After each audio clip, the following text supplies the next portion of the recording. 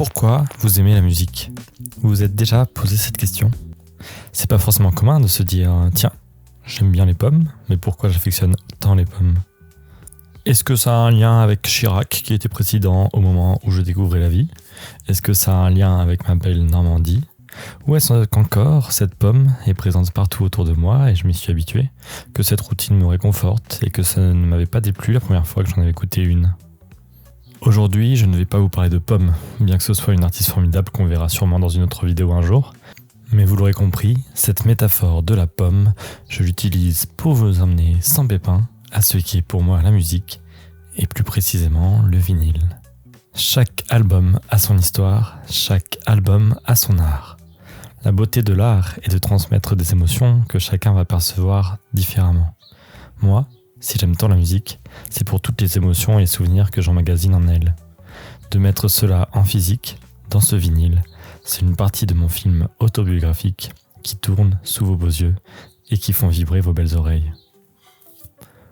Aujourd'hui, je vous ouvre ma porte, et mieux que ça, je viens vous partager mes émotions.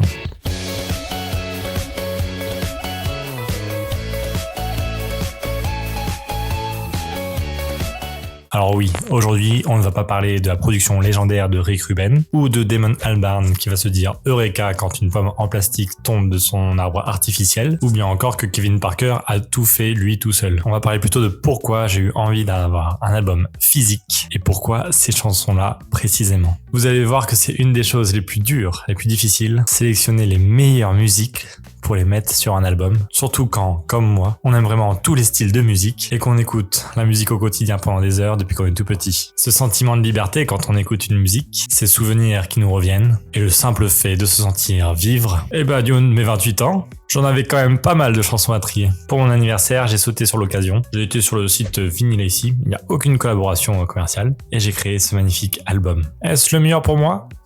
Je ne sais pas, car je fais partie de ces gens, vous savez, qui ont ces chansons préférées du moment, et elles changent très rapidement. Mais du moins, ce qui est sûr, vous allez plonger avec moi parmi mes plus beaux souvenirs et mes plus belles émotions. Mais avant de plonger dans la musique, on va parler du visuel, c'est très important sur un vinyle. Et là, du coup, ça va être encore plus simple pour moi de vous expliquer cette pochette. On y retrouve le fameux poulpe typique de la chaîne, avec son vinyle. C'est l'image que j'utilise sur internet. Et vous savez quoi ? Cette image, elle ne vient pas de moi. En réalité, c'est ma sœur, à un Noël, qui m'a offert une petite carte avec cette image dessinée dessus, dont elle avait elle-même dessiné l'image, quelque chose qui me représente pour elle, un poulpe et un vinyle. Bon, vous en faites pas, on s'aime beaucoup avec ma sœur, mais un poulpe, moi.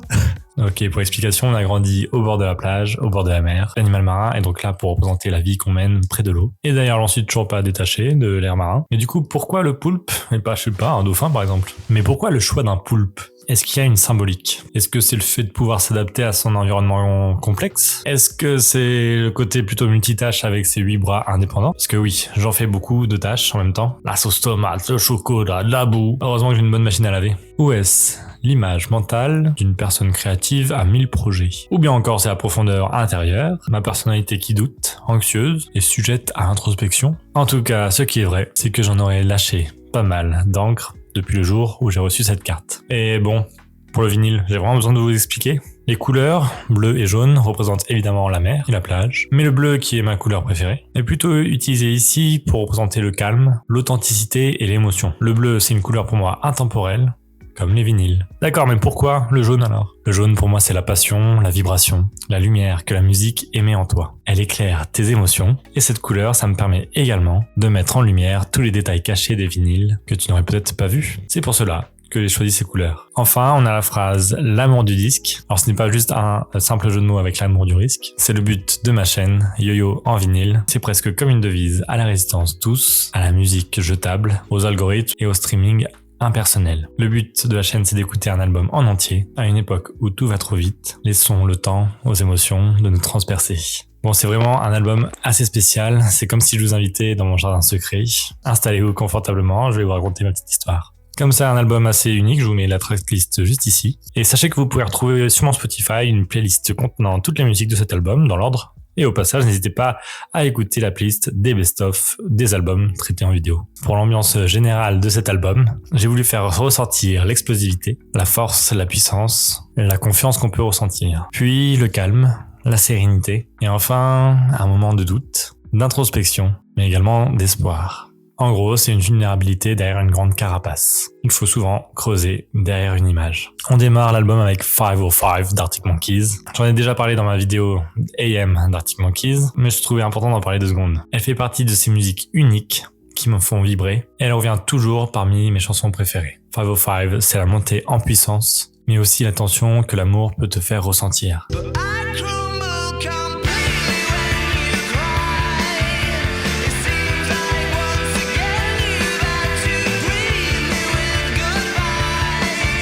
La force et la vulnérabilité combinées. Et c'est parfait pour entamer ce vinyle. Après cette chanson, on est chaud comme la braise, et on reste dans la chaleur avec la cigarette, le cigare, joué par Tamino. C'est un morceau vraiment fascinant, parce qu'il installe à la fois une atmosphère tragique et libératrice, intangible. C'est une chanson très humaine dans son rapport à la mort, artistique dans son introspection et profondément touchante dans sa voix et sa construction musicale. Cigar, c'est une chanson qui est inspirée par un tableau de Van Gogh. Skull of a skeleton with a burning cigarette. Le squelette avec une cigarette dans le bec en gros. Dans le tableau, on y voit un squelette avec une cigarette qui est vraiment satisfait de sa vie et il tient sa cigarette avec un sourire, sans remords, dans l'au-delà. Dans l'interprétation de Tamino, le squelette revient pour une dernière nuit, libre de faire ce qu'il veut, redevenir vivant pour un instant de plaisir. Comme s'il retrouvait un instant de liberté et de désir.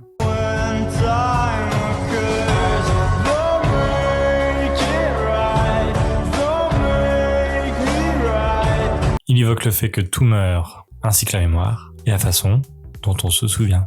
C'est ce contraste magique entre ces paroles avec une émotion brute, par exemple on a une envolée et une fin à la Jeff Buckley, qui deviennent immortelles grâce à la musique et surtout vous, les auditeurs, qui contrastent avec ce sujet, la mort où tout disparaît. Pour moi, ce morceau me permet de renaître. J'ai beaucoup de cycles dans ma vie, disons-le nous, et avant qu'il ne me reste que des os, j'ai encore quelques plumes à perdre. La plume suivante, c'est celle de The Neighborhood, avec Softcore. Ce morceau, j'ai hésité avec pas mal d'autres chansons pour exprimer la même émotion. Il y avait par exemple All I Need qu'on a vu de Radiohead dans In Rainbows. Ça exprime un petit peu la même vulnérabilité, le tiraillement. Ce qu'il faut retenir, c'est surtout cette lyrics.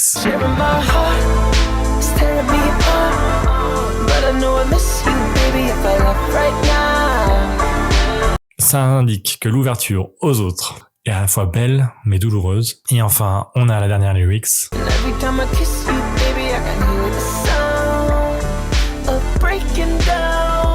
Il y traduit à la fois un effondrement intérieur et peut-être une catharsis émotionnelle. En quoi ça me représente ? Moi, j'ai le cœur sur la main, ouais, c'est prétentieux, mais bon. Je suis très gentil et je m'ouvre très facilement aux gens, et c'est un peu ma raison de vivre, de partager, d'offrir. Malheureusement, parfois, vous le savez, on ne tombe pas que sur des gens avec des bonnes intentions. C'est donc une chanson qui me permet de renforcer ma carapace, et rien à voir avec Mario Kart. On va pas aller sur la route arc-en-ciel, mais plutôt dans un labyrinthe. On enchaîne avec Milky Chance et Living in a Haze. On vit dans un labyrinthe. Ça, c'est vraiment pour moi actuel, de 2025. Living in Haze parle de ce moment où la vie nous submerge. On est fatigué, on tourne en rond. Pourtant, quelque part en nous, on sait qu'il faudrait lâcher prise, danser, sentir le moment présent. C'est un appel à la libération émotionnelle. La danse comme antidote à la confusion et à l'ennui antérieur.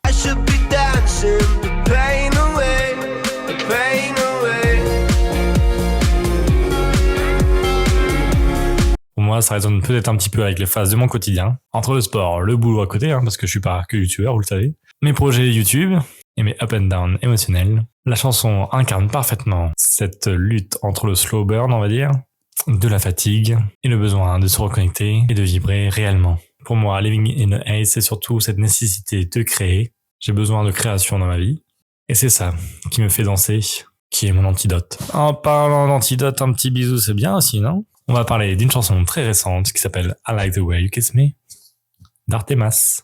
Bon, là, ça me rappelle surtout mon voyage magique à Copenhague. C'était à peu près au même temps que I Like the Way You Kiss Me sortait à la radio. C'est une des seules musiques commerciales que j'adore vraiment et que j'affectionne énormément et que j'ai ajouté au titre liké sur Spotify. C'est vraiment très rare pour une musique commerciale. C'est une histoire de relation ambiguë où la priorité est donnée au plaisir charnel, sans attache sentimentale.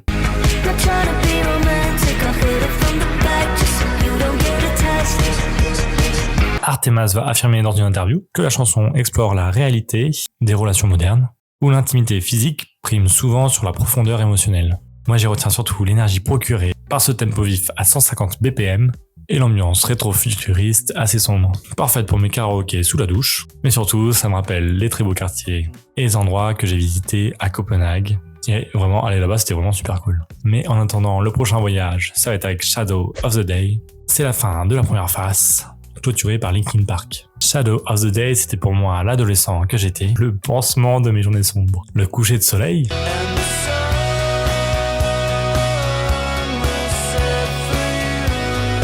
symbolise la fin d'un cycle, une rupture, voire la mort. Pour moi maintenant, c'est surtout les adieux aux personnes que j'ai beaucoup aimées et nos chemins qui se sont malheureusement éloignés. C'est un titre qui m'emmène dans l'introspection, mais qui me fait ressentir quand même une part d'espoir. Demain est un autre jour. On arrive sur le côté bleu, la phase 2 du vinyle. Branchez la guitare. Le brio, il faut bien que je dédie un petit morceau à ma sœur, non? Le brio, c'était la musique sur laquelle gamins on dansait comme des fous devant l'ordinateur et Windows Media Player avec ses formes un petit peu abstraites. Mon père qui avait cherché à l'époque toute la soirée sur internet pour trouver ce petit single pour qu'on puisse par la suite la mettre à fond toute la journée, toutes les prochaines journées de sa vie. Merci. Musicalement, on y retrouve une protagoniste badass, très charismatique, Caroline One-Paul, lorsqu'elle nous lâche des brancher la guitare. C'est un hymne à la liberté musicale, à la rébellion face à la norme, à l'instinct et à la joie brute du rock. Je m'en fiche, je fais le rock. Allons enfants, jouez. Opposer la guitare brute au jazz, au classique ou à Edith Piaf, ça évoque une rupture avec les codes, une volonté de faire du rock populaire et un langage direct sans filtre. Qu'on chante juste ou faux, l'essentiel est de jouer, ressentir et créer un vacarme généreux. C'est donc un appel à l'action, comme moi je pourrais faire en vous disant que si la vidéo vous plaît, vous pouvez vous abonner. C'est un petit manifeste pour toute personne hésitante à prendre une guitare ou un instrument et de jouer, juste parce que ça fait du bien. Ce qui fait du bien aussi, c'est la prochaine chanson, The End Has No End des Strokes. C'est le groupe préféré de mon groupe préféré. Ça, c'est une anecdote de ouf parce que je crois que c'est la première chanson que j'ai entendue à la radio. C'est une chanson que j'ai découvert, moi, petit, qui a branché la radio dans la véranda. J'étais en train de calibrer l'antenne et je suis tombé sur ce morceau. Ouais, j'habitais près de la plage, hein, ça captait pas très bien. Ça a été vraiment une révélation. J'ai vraiment aimé ce morceau calme au début, puis le relâchement complet de Julian Casablancas.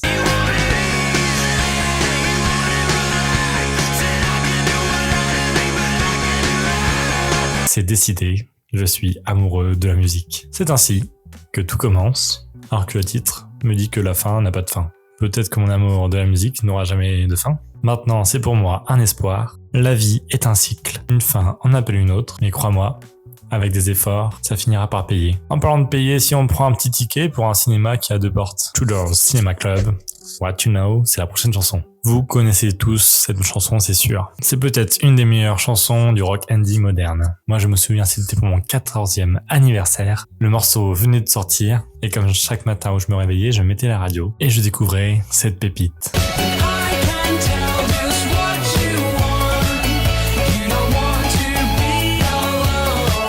14 ans plus tard, il sonne pour moi comme une histoire de reconnexion à soi-même. On comprend soudain ce qu'on voulait vraiment. Le morceau oscille entre futur plein d'espoir et la peur de passer à côté. Le miroir qui est tendu à l'auditeur, c'est en gros tu sais ce que tu veux, même si tu l'as pas encore fait. C'est ma dualité. Je vous avais dit que c'était mon mot préféré. Je sais que je ne suis pas forcément dans ma vie préférée. Qu'est-ce que j'attends? Et au passage, vous avez peut-être vous là, entre vos mains, en un seul clic, le moyen de me pousser dans ma vie que je préfère. Merci beaucoup si vous le faites. De toute façon, il n'y a pas de formule magique, il n'y a que le temps. Oui, il y a Labyrinth aussi. Labyrinth avec Formula. Ça a été composé pour la série Euphoria. Le morceau accompagne les adolescents dans un monde perturbé par la quête d'identité, la dépendance, les traumatismes et l'excès. Formula, c'est comme un appel à l'authenticité. Il faut casser les normes et vivre selon sa propre formule. Ça appelle à l'introspection, à la réflexion.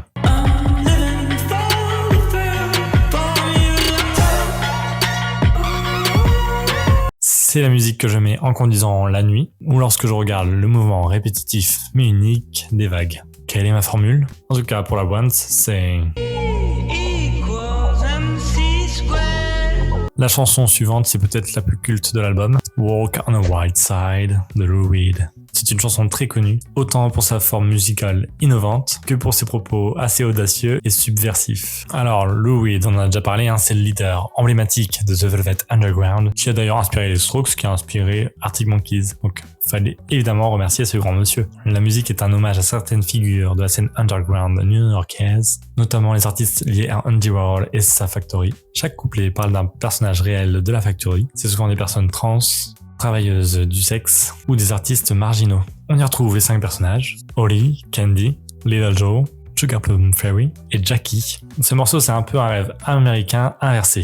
Ces personnages vont dans le wild side pour exister, un petit peu dans l'excès en gros, pour se faire remarquer. Holly, c'est une actrice transgenre qui fuit sa vie jusqu'à aller changer de sexe. Candy, c'est pareil, elle a fui sa vie pour devenir une travailleuse du sexe qui va être exploitée. Little Joe, c'est un acteur américain érotique que Lou Reed va représenter comme un calculateur au sang-froid. Sugar Plum Fairy, c'est l'image de la dépendance aux substances et à la chair. Et Jackie, en gros, c'est une personne défoncée qui oscille entre l'excès et le rêve de gloire. Le ton détaché, presque tendre de Lou Reed permettait de faire passer des sujets très osés pour l'époque.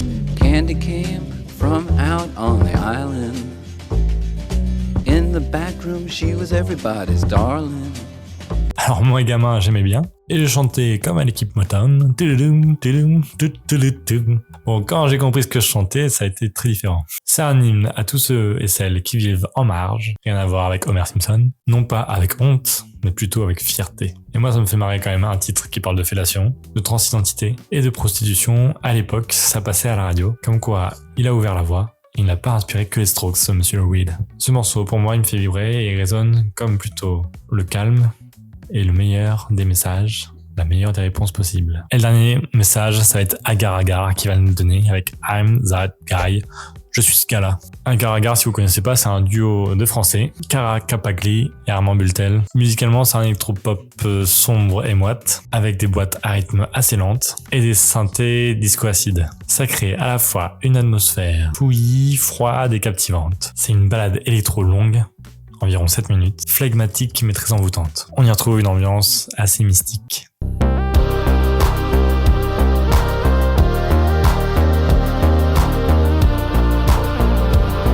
Le narrateur est perdu, cherchant chaleur et connexion dans l'obscurité, sans que personne ne le remarque. On a un refrain qui est répété, qui reflète un vide émotionnel profond, l'absence de guidance ou d'affection. On a une image, par exemple, d'acheter un chien avec des longs poils. Ça symbolise le besoin de chaleur, de présence et de réconfort. Et on a à la fin une explosion d'intensité.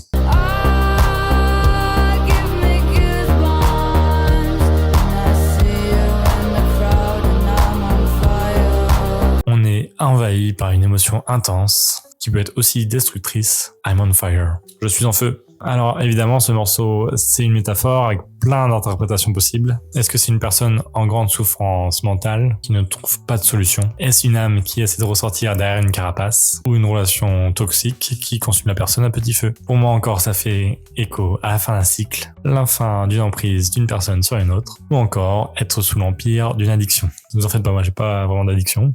À part la musique, cette chanson, elle me fait ressortir toute la rage au fond de moi pour me battre, pour enlever cette aliénation ou cette routine qui pourrait me tuer à petit feu. Vous l'aurez compris, l'amour du disque, ce n'est pas juste un vinyle entre mes doigts, c'est ces émotions qui s'échappent à chaque tour. Cette vibration envoûtante qui fait frissonner mon corps. Je me suis beaucoup livré dans cette vidéo, c'était un petit peu comme une FAQ. Vous avez sûrement appris à me connaître un peu plus. Derrière ce 1m85 se cache une calvitie. C'était important de partager ça avec vous, pas ma calvitie, mais la musique. Vous êtes quand même mes premiers auditeurs, et je sais que parmi vous, il y a mon entourage très proche, et les personnes qui comptent le plus pour moi. Que vous soyez des inconnus ou mon entourage, je vous dis un grand merci. C'est le meilleur soutien d'être ici, et de faire vivre et décupler ma passion. Encore merci. Pour la prochaine vidéo, on mettra le poulpe derrière nous. Et on revient sur un album un peu plus classique. C'est une artiste que j'aurais pu mettre dans cet album, mais j'ai découvert que très tardivement, et l'amour du disque, c'était quand même pour moi une bonne et grosse nostalgie. Donc la prochaine vidéo, on parlera d'un album très récent. Et je remercie d'avance tous ceux qui vont me soutenir. Quant à moi, je vous laisse aller découvrir ou redécouvrir les morceaux de cet album. Rien que pour l'amour du disque.